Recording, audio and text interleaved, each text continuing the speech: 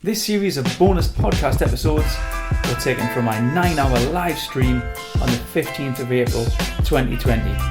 I interviewed 16 speakers back to back whilst on lockdown from the coronavirus pandemic, and I thought I would edit them just for you.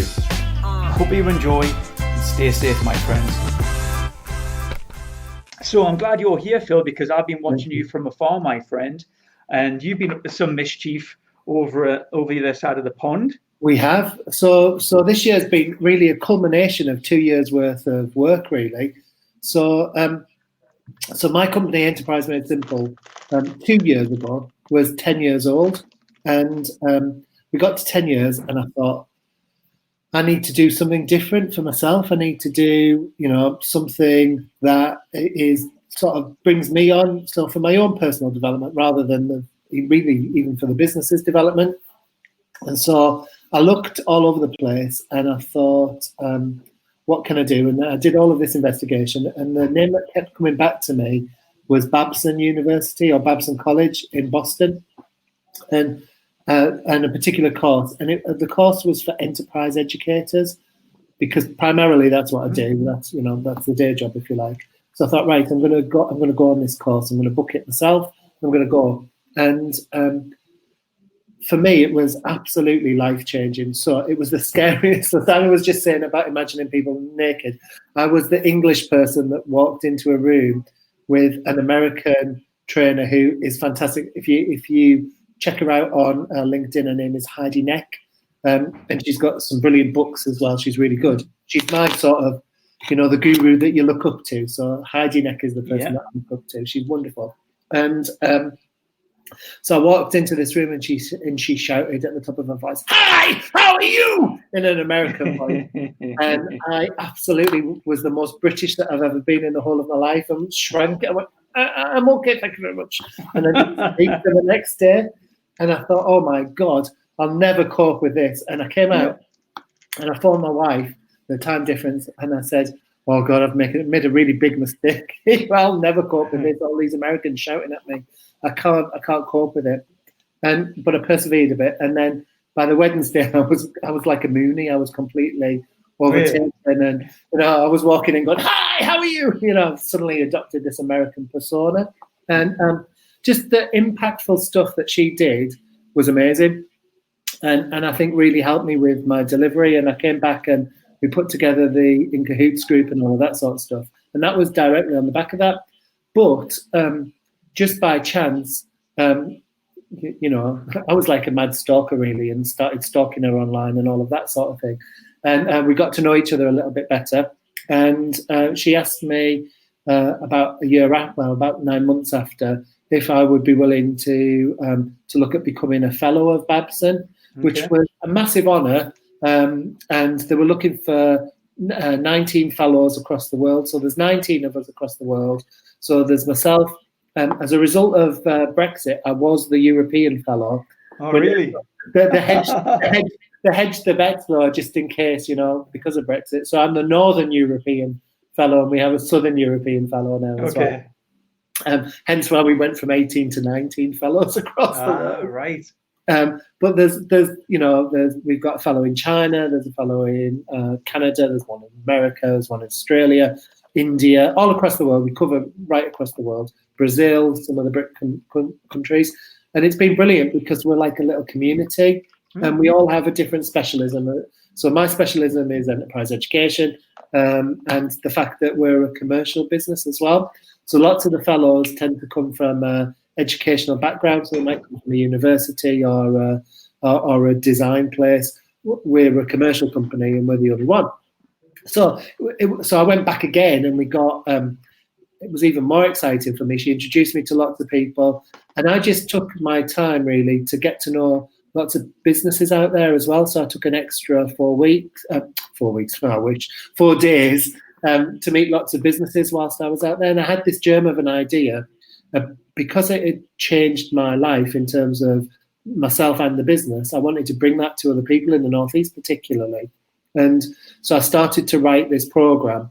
And I took the program with me, and I pitched Babson and said, "This is the program that I want to deliver. Would you be interested in it?" Yeah.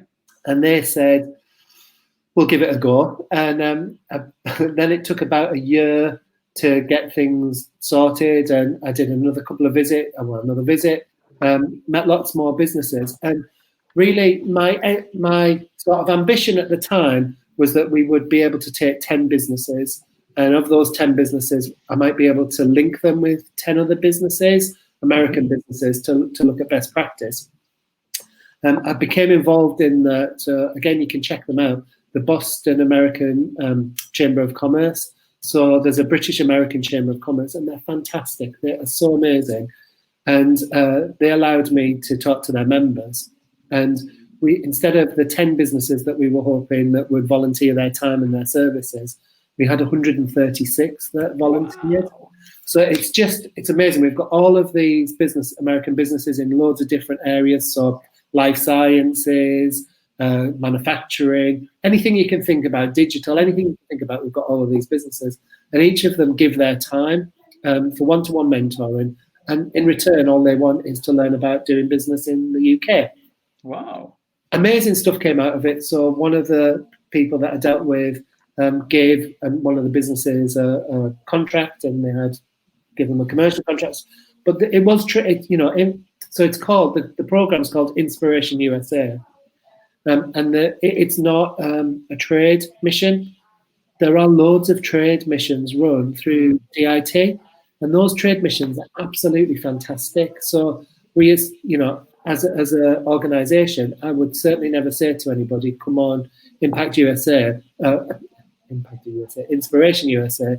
If you want to go on a trade mission, go on a DIT trade mission, because they're brilliant and they can get you in lots of different people.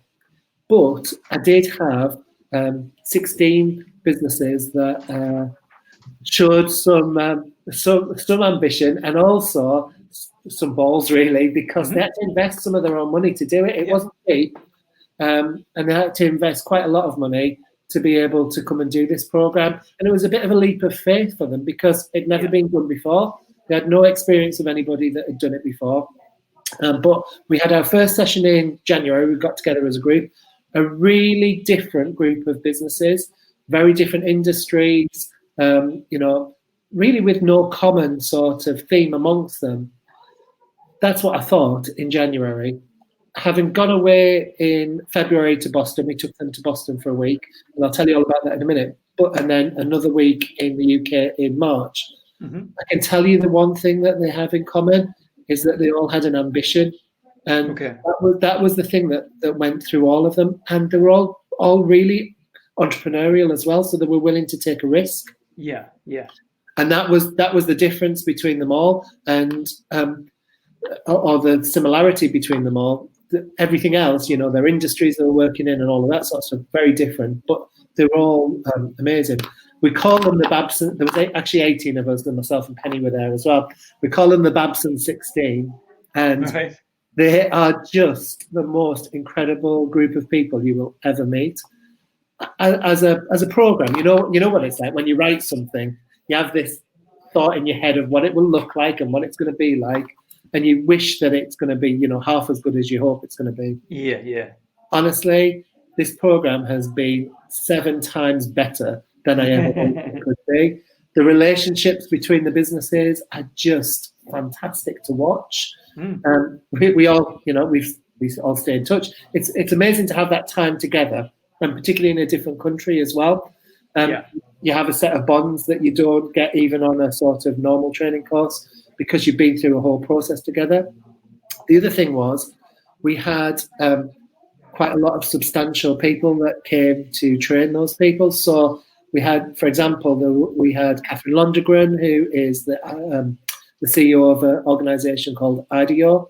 And IDEO is a design thinking specialist. So they go into companies such as Apple, some of the big tech companies, but all sorts of companies. So the example that she gave us was a vitamin company that she went into, and the design thinking that they had to come up with was a way of dispensing chewable vitamins that kids want to get involved in. So there was lots of different things.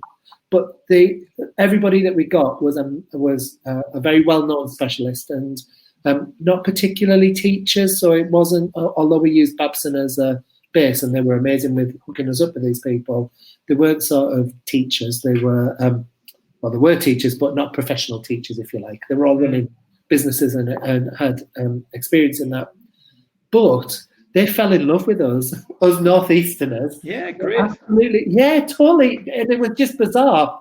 And it was because the course leader is an amazing guy. Again, someone you can look up. He's fantastic, called Les Charm. He's on LinkedIn. He's not on Facebook or anything. And he's started businesses, with $50,000 turnover, but up to $500 billion turnover. So there's huge. He's got this huge amount of experience. He absolutely loved our delegates because they were real delegates, and they got under the skin and they wanted the information, and everybody was like a sponge, and we were just taking in as much as we could possibly take. And I just think from a Northeast point of view, they liked the humour, they liked very similar to a Bostonian humour, and it just seemed to work really, really well. We all clicked, and everybody that we met. So not only we went to quite a lot of networking stuff out at MIT and Harvard, and every business that we met just were amazing and took people under their wing and wanted to do that as well. So there was lots of relationships that have been built up. And I have to say the businesses that we took were up for it as well. So, what you put in, you get out, don't you? So they, sometimes it was quite intimidating to walk into these networking places where you didn't know anybody and try and make a conversation. We have, I don't know if Lorna's watching, but we had Lorna Watkinson, who does team building for corporate clients. She's brilliant at what she does, but I think she'll say herself, from a networking point of view, before we did this, she was slightly nervous. And we had a guy, Tim, who gave us these words that we had to use during a networking process. And we went into this first networking process, which was in Boston Sale Loft. So it's quite big. It was really busy. There was lots of people there. And Lorna didn't know that I was stood behind her when she started to do the introduction of herself and all of that sort of stuff. And 3 times I heard her use this. I'm not going to tell you the magic word because I'll tell you later. And I heard her use this magic word 3 times. And inside as a trainer, I wanted to punch the air and go, yes. And each time, because each time that she used it, they responded in the right way and were following this through. So it was really exciting. It was really good. So the whole program and process has just been amazing. It's just been fantastic. And those 16 people, I think it is 18 people, because there was 2 of us that went as well. It's been a completely life-changing process for all of us, myself included. It was just, it was amazing from start to finish. I'm really interested, Phil, because you took a delegation over there, and you kind of had them at networking events, and they've kind of learned about the region and how they do business and the humour and all that good stuff. Is there anything coming the other way? We've got some great initiatives coming here in the Northeast, yeah. Absolutely. So in December, we had some businesses that came over to have a look that want to work with Northeast businesses and other businesses, and they came over. I don't want to use that C word today, but our final part of the program meant that some of the Americans that were coming over for that part of the program weren't able to come over. So we had to do it. We actually did it by I think Skype or Zoom or something into the training room. So they were there like we are now, but actually coming over to the area that they weren't able to in that instance. We're running the programs again though. So depending on current circumstances, it will either be September, October, November. So a week in September in the UK, a week in Boston in October, and a week in the UK in November. Depending on the circumstances and whether we're able to do that, that might get stretched to January, February, March next year. But we're definitely running it again. What was the interest, Phil, when they came over to the Northeast? What were they really interested to dig into? Well, interestingly, so we had a digital company that came over, and I tell you what's interesting as well. There is a lot of businesses based in the US that are actually UK-based businesses as well. Okay. So we were really lucky. So the head of East Coast operations for Microsoft, Steve, is actually somebody I went to university with. So that was a bit of a being able to get it. But he has a house. He's from Newcastle originally. He has a house in Hexham. So he lives 3 weeks in Boston and a week in Newcastle every month, basically. Right. Wow. So in Hexham, actually. And then there's another guy who called Raman Siegel, and he owns a marketing company based in Newcastle. So there's only him and one other based in Boston. The rest of the team, about 40 of them, are based in Newcastle. So they're called Remarketing as well. So I'll give them a plug because they were brilliant guest speakers for us. But they're from the Northeast and doing business in Boston. Likewise, the people in Boston, they're really involved in the British-American transfer of business. Mm-hmm. So they see it much more beneficial to them rather than start a business in the UK and then grow it. They might as well collaborate and work with businesses in the UK. So there's so many of them that will do that. And if people are interested in that, as part of our In Cahoots group, we have these 130, but we actually have 212 now, businesses that want to collaborate and do different work. So there is things we can talk about there. What do you think the difference is, Phil, between US companies and UK companies? And it's funny because you started the conversation off with that lady who was quite outspoken and quite, and then you're quite reserved British. Yeah. Is that a massive difference? Yeah, absolutely. They do not want to know about your insecurities at all. So you have to sort of leave that at the door. So from this was a lesson that I learned, and this wasn't a lesson that I learned at the university. It was a lesson when I was trying to put the course together and put the things together. I learned it pretty quickly. You can't hide your light under a bushel. So as a British person, it seems to be my natural position is to maybe talk down a little bit some of the experience and some of the things that we've done, because you don't want to sound big-headed and you don't want to do any of that sort of stuff. What you in America, the difference is they want you to talk it up, and they want you to make quick decisions as well. That's the other thing that's really different. They don't want a long drawn out. They don't want a long drawn out program. They don't want a long drawn out process. They want to make decisions really quickly. So things like follow up. If you don't follow up within 12 hours, forget that as a deal. It's going to disappear. Really? Yeah, seriously, you have to do it really, really quickly. The other thing that you have to do is think big, because America is so much bigger than the UK, and actually the numbers are so much bigger as a result of that as well. So you do have to think big in terms of what you can achieve. And the other thing is, if you want to trade in the US or trade with a US company, you can't do it half-heartedly. You've either got to throw yourself into it and do it, or don't do it, because you'll ruin your brand if you then try and do it again later on. So once you commit to doing it, you've really got to carry on and do it. Got to go all in. You have got to go all in. And if you wanted to, there's so many opportunities in Boston. I have to say, although my wife's not having it, I would move to Boston tomorrow. I literally would. It is just the most beautiful place. I absolutely love Boston. I've fallen in love with it. And the walkable city as well. So you don't have to get public transport. You can just walk everywhere, and it's really beautiful. But it's also the most expensive city in the US at the moment. Is it? Right, okay. And I went to a networking thing. This wasn't when I was with the group. And they said, come to this townhouse at Beaker Hill. I was like, okay, I came to this town. I was like, this is gorgeous. So I was walking along and I saw this house, and I thought, if I move to Boston, this is the house that I'm going to move into. I love this house. So I sent a picture to my wife and said, if we move to Boston, we could live here.